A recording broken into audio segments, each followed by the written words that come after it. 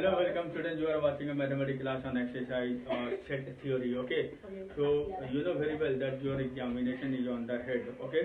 So exam आपके बहुत सामने करीब करीब आ रही है. So you must keep in mind that you have to no need to practice on a set exercise. Okay.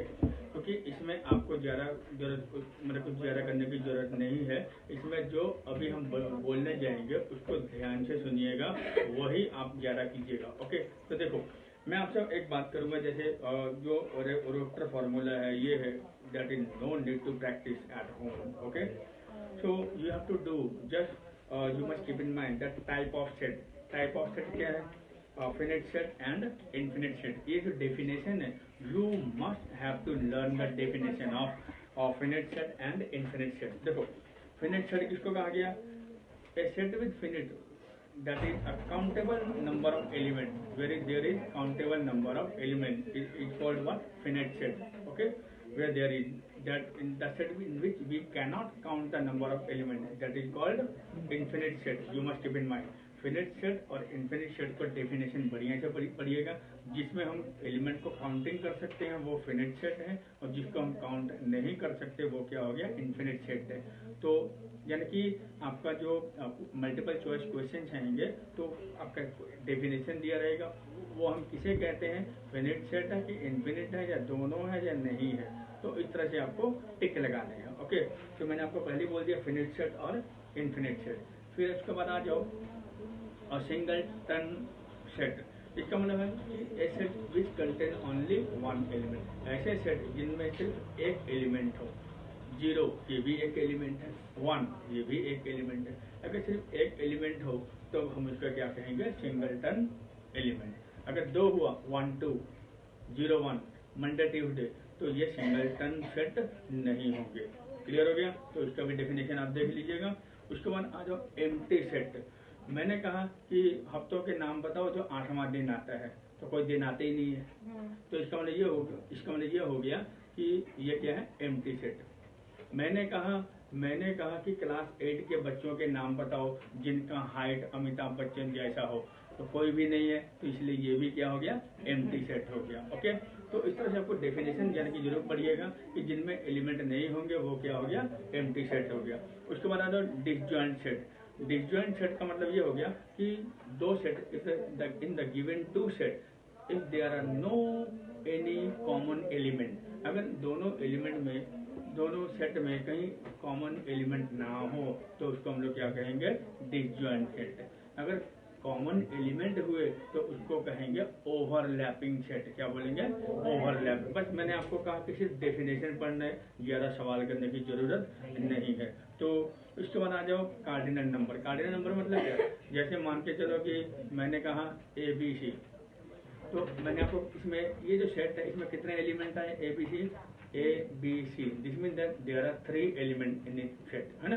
तो इसका जो कार्डिनल नंबर हो जाएगा वो क्या हो जाएगा? 3 हो जाएंगे. समझ में आ गया? तो इस तरह से हमें बात करना है. मान के चलो कि 50 क्लास में 50 बच्चे हैं. मैंने कहा ऐसे लड़कों के नाम बताइए जिसने मुंडन करवाया है, तो पता चलेगा कि 2 बच्चा 3 बच्चे, तो ये हो. अगर एक भी नहीं हुआ तो इसका मतलब वो हो गया कि एम्प्टी सेट हुआ. अगर एक बच्चे ने करवाया तो वो क्या हो जाएगा?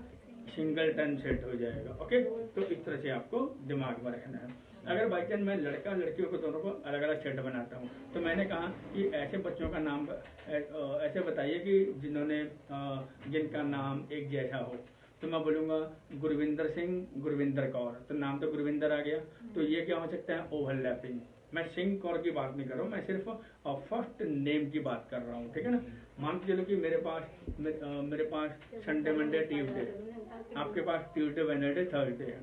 तो हम लोग दोनों में कौन सा एलिमेंट कॉमन हुआ? ट्यूसडे. तो इसलिए ये कौन सा सेट हो जाएगी? Overlapping set. अगर कोई एलिमेंट कॉमन नहीं आएंगे तो उसको हम लोग क्या कहेंगे? Disjoint set. फिर दोबारा आ जाओ, ये काफी इंपॉर्टेंट है, equal set and equivalent set. Equal set का मतलब है, इक्वल सेट हम तभी कहेंगे जब दो सेट में if they have the same number of element. Same element, not number. Counting में नहीं हम बात करेंगे, हम बात करेंगे जो एलिमेंट है वो सेम होना चाहिए। जैसे मेरे पास ABC है तो आपके पास भी ABC है, तो दोनों जो सेट है दोनों में एलिमेंट क्या है, इक्वल है, तब हम उसको सेम एलिमेंट होंगे तभी हम उसको क्या कहेंगे, इक्वल सेट। और इक्विवेलेंट सेट का मतलब ये हो गया सेम नंबर ऑफ एलिमेंट। मतलब मेरे पास ABC है, आपके पास 1 2 3 है, तो आपके पास 1 2 3, मेरे पास ABC, मतलब मेरे पास भी 3 एलिमेंट, आपके पास भी 3 एलिमेंट, इसलिए ये क्या हो गया, इक्विवेलेंट सेट, मतलब सेम नंबर ऑफ एलिमेंट होंगे तभी हम उसको क्या कहेंगे, इक्विवेलेंट सेट। तो उसके बाद हम बात करेंगे सबसेट। ये जो सबसेट है इसके बारे में आपको कैसे समझना है, देखो मान के चलो कि अगर A के पास 2 3 5 है, A के पास क्या है 2 3 5 है, और B के पास 1 2 3 4 5 6 है। अब हम देखो A के पास सिर्फ 2 3 5, B में क्या है 1 2 3 4 5 6, इसका मतलब B क्या हो गया, सुपर सेट, और A क्या हो गया, सबसेट। तो मैं ऐसे बोलूंगा A जो है वो सबसेट है, किसका सबसेट हुआ, B का। बोलो समझ में आ गया, इसलिए इसको हम क्या कहेंगे, सबसेट कहेंगे। तो प्रॉपर सेट मतलब किसको बोलेंगे, जब A का जितना भी एलिमेंट है, यानी कि 2 3 4 सारे एलिमेंट B में थे, इसलिए ये क्या हो गया, प्रॉपर सबसेट हो जाएंगे। ओके, तो ये सब चीज़ को आपको थोड़ा दिमाग में रखना है और ज़्यादा कुछ नहीं करना, बस यही सब आपको देखना है। तो इस तरह से मैं उम्मीद करता हूँ कि ये आप लोग जरूर कर पाओगे। और जो यूनिवर्सल सेट है, यूनिवर्सल सेट का मतलब है the largest possible set which contain all the given set as it subset is called universal set. तो यूनिवर्सल सेट का मतलब सब जितना सबसेट है सबका जो एलिमेंट है वो उसके पास रहेगा, तो इसलिए वो क्या हो गया, यूनिवर्सल सेट हो जाएंगे। तो आपको इसमें कुछ नहीं करना, जस्ट सिर्फ डेफिनेशन पढ़ना है। इसी में ही आपका मल्टीपल चॉइस क्वेश्चन आएंगे, तो वो मैं उम्मीद करता हूँ कि ये आप लोग आराम से कर पाइएगा।